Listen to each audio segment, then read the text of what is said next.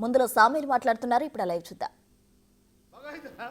కమ్మడాదులు అవుతుంది పడుకోరి రోజు పడుకోరి హాని లాక్కుంటుంది.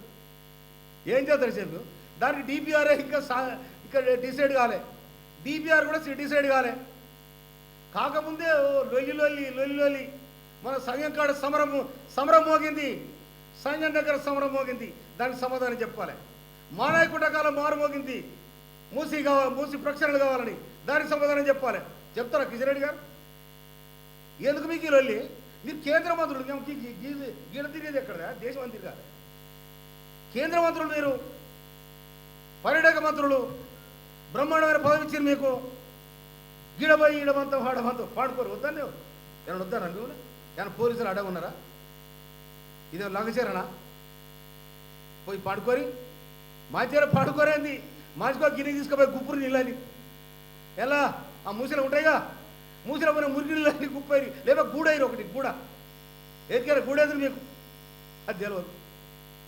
అందుకోసమనే మూసి ప్రక్షాళన జరిగి తీరుతుంది, బాజాబ్తో జరిగి తీరుతుంది.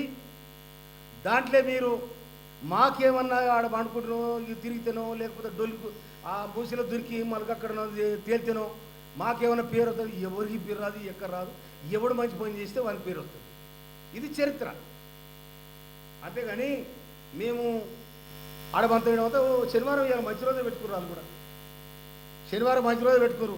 మంచి గడియ కూడా చూసుకొని ఏ ఇళ్ళ పడాలో సూర్రి ఇట్లా పోతారా, ఇటు ఆకిళ్ళ పోతారా, ఏళ్ళ పోతారా సూర్రి చూసుకొని మంచి కిషన్ రెడ్డి ఏం చెప్పు ఆ ఇల్లు ఎట్లుందో పోయి అట్టే బండిగా పార్పు గిర్పు లేకుండా అంటే బండికి అందరూ బీజేపీ నాయకులు అందరూ పడుకోరు. వద్దరు మా ప్రభుత్వం ఏమైనా వద్దనా? మిమ్మల్ని అడ్డం పడదా, నీళ్ళు పడదా? ఇంకొక మాట కూడా చెప్తాను నేను. మీరు రీహాబిలిటేషన్ పునర్నిర్మాణం జరగాలని రాష్ట్ర ప్రభుత్వం నిర్ణయించింది. 2000 సంవత్సరంలో మూసి వరదలు వచ్చి ఆ పక్క ఇళ్ళని కొట్టుకుపోయినాడు. ఆనాడు చంద్రబాబు నాయుడు నందనవరం కాళ్ళు కట్టించాడు, 60 గదాల స్లాబేజ్ కట్టించాడు. ఇవాళ నాకు తెలిసిన బంధువులు కూడా ఉన్నారు. తప్పకుండా ఈ ప్రభుత్వం ఏ ప్రభుత్వం అయినా చేస్తుంది. అది ఒక పేదోని రోడ్డు వేసే ప్రభుత్వాలు కాదు కదా. ఇలా కేసీఆర్ వేసిండు, అందుకని కేసీఆర్ని రోడ్డు పడి అది పాములో పడేసారు.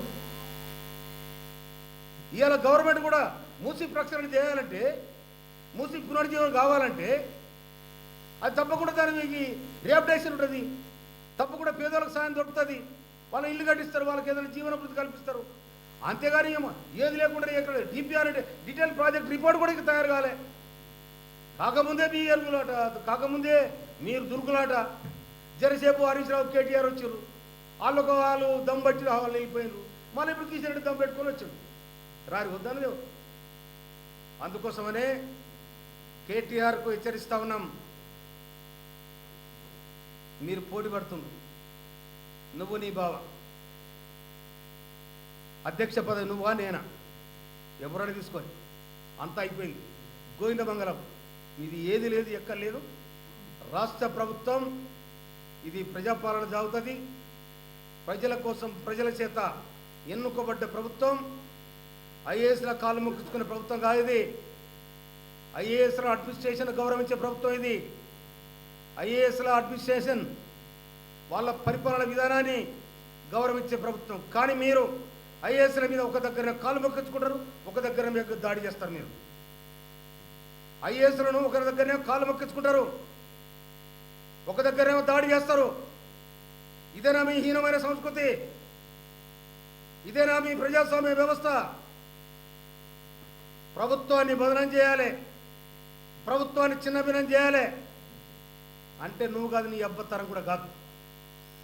అందుకోసం ఇవాళ పోయి ఒక్క కాన్సెల్ జరుగుతుంది చూడుకోండి.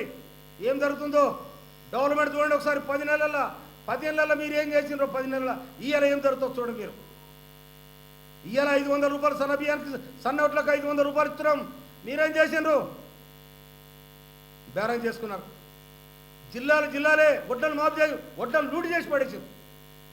కాకినాడ పోర్టుకు మీరు దొంగ బియ్యం కాకినాడ పోర్టులు అమ్ముకున్నారు. దానికి అందరు మేము మద్దతు ఉన్నది. మా దగ్గర ఇసుక తీసి అందరు బతుకున్నారు. మీరు ఏం చేశారు? అందుకోసమనే మీరు చేసే మీలో ఉన్న అరాచకమైన ఆలోచన బంద్ కావాలి. అది బంద్ కాకపోతే ప్రజలే బంద్ చేస్తారని కూడా హెచ్చరిస్తాను. Thank you.